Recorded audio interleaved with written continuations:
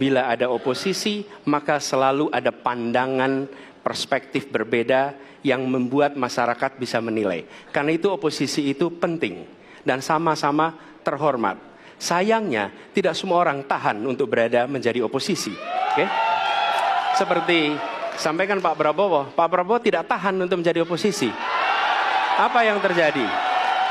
Beliau sendiri menyampaikan bahwa tidak berada dalam kekuasaan membuat tidak bisa berbisnis, tidak bisa berusaha. Karena itu harus berada dalam kekuasaan. Kekuasaan lebih dari soal bisnis, kekuasaan lebih dari soal uang, kekuasaan soal kehormatan untuk menjalankan kedaulatan rakyat. Baik.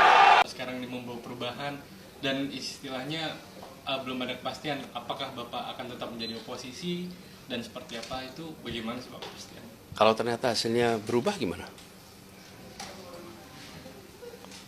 Kalau ternyata ada putaran kedua gimana? Kalau ternyata ada hasil yang berbeda gimana? Jadi kita tunggu sampai tanggal 20.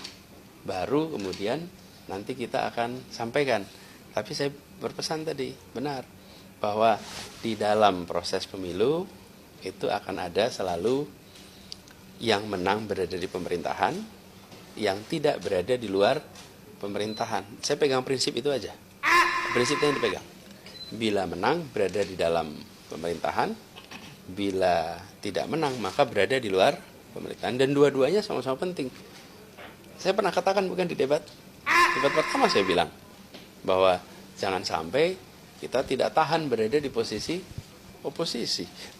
Kami sering sampaikan bahwa lawan di dalam pemilu dan pilpres adalah teman dalam demokrasi.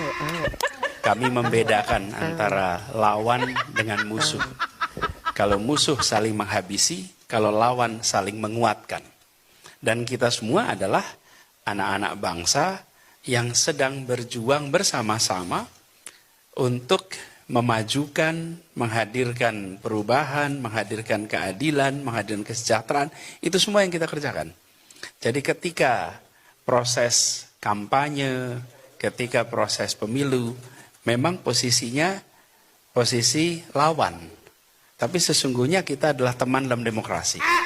Jadi bila datang waktunya, tentu saja kita siap untuk selalu berdiskusi, tukar pikiran, bertemu, dan tidak pernah sedikit pun ada bayangan bahwa ini adalah sebuah kontestasi yang tidak ada ujungnya.